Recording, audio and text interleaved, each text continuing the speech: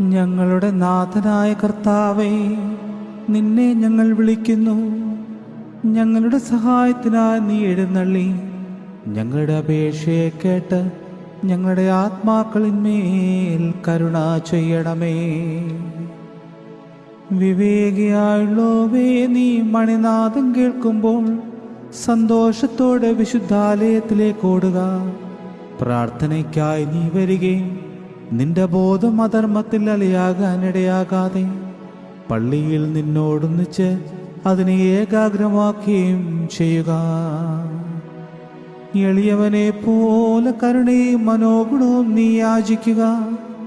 എന്തെന്നാൽ കർത്താവ് കാരുണ്യവാനും ദുഃഖത്തോടെ വിളിക്കുന്നവന് ഉത്തരം അരുളുന്നവനും ആകുന്നു.